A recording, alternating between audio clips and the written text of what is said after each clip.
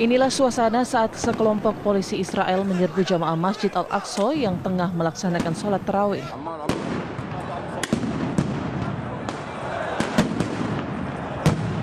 Warga Palestina yang tengah sholat tarawih ini langsung panik. Mereka bertahan di dalam masjid karena tertahan oleh aparat keamanan Israel.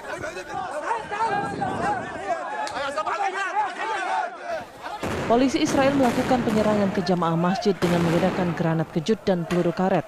Sementara di luar masjid, pemuda Palestina membalas serangan polisi Israel dengan menggunakan batu dan botol. Peristiwa ini juga mengakibatkan 53 jemaah masjid yang tengah sholat tarawih mengalami luka-luka.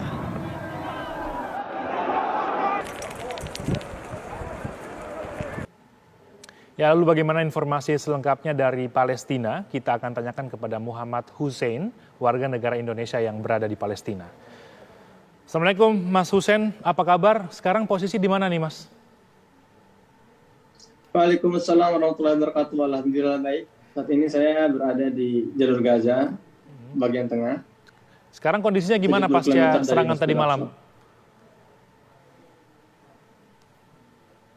Ya, bagaimana? Sekarang kondisi di Gaza seperti apa pasca serangan di Al-Aqsa malam tadi? Ya, dari semalam sejumlah tokoh politik dan tokoh militer di Gaza sudah mulai mengeluarkan statement terhadap aksi brutal yang dilakukan oleh para militer Israel terhadap jamaah sholat di Masjid Al-Aqsa karena jarak yang tidak terlalu dekat antara Gaza dan Masjid Al-Aqsa. Para pejuang Palestina di Gaza mengancam akan melontarkan roket-roketnya sekiranya kepolisian militer Israel tidak menghentikan aksi terorisme terhadap Al-Quds, terhadap Masjid Al-Aqsa. Dan ini dirontarkan langsung oleh pimpinan pejuang militer di Gaza. Dan sampai detik ini di Gaza pun masih terdengar suara deru drone pesawat tanpa awak Israel di langit Gaza yang siap untuk menebarkan terornya. Oke, Mas Hussein, sebenarnya selama Ramadan ini gimana sih? Apakah tidak ada pelonggaran untuk ibadah warga Palestina di Al-Aqsa? Ya, sebetulnya selama Ramadan ini warga Palestina sangat antusias untuk memakmurkan Masjid Al-Aqsa, terutama di malam-malam Ramadan. Namun di waktu yang sama selalu kepolisian militer Israel melakukan aksi-aksi konfrontatif dan provokatif serta mengintimidasi para jemaah sholat di Masjid Al-Aqsa dengan alasan yang tidak jelas dan mengusir mereka keluar, bahkan melakukan serangan sampai tadi malam di dini hari ini seperti yang kita dengar beritanya. Kalau dari informasi korban seperti apa? Infonya kan banyak korban luka dari peristiwa ini. Ya, menurut kabar dari Lembaga Medis Palestina, Bulan Sabit Merah Palestina, jumlah korban luka akibat serangan tadi malam itu mencapai 205 warga Palestina dan tidak ada korban jiwa. Kalau dari peristiwa ini ada warga negara Indonesia tidak, Mas Hussein?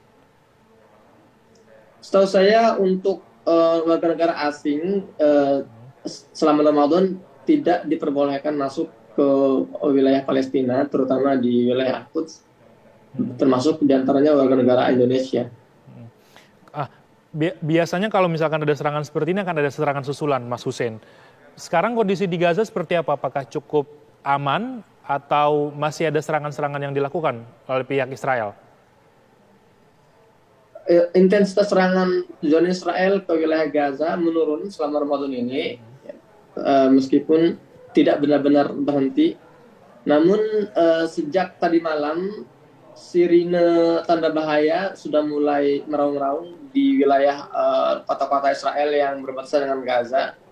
Biasanya sirine ini aktif kalau ada serangan-serangan balasan yang akan diluncurkan dari Gaza.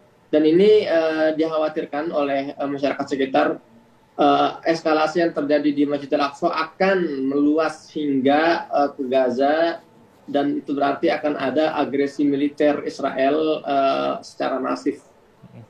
Baik, terima kasih Mas Muhammad Hussein, warga negara Indonesia yang saat ini berada di Palestina. Terima kasih banyak atas waktu dan informasinya.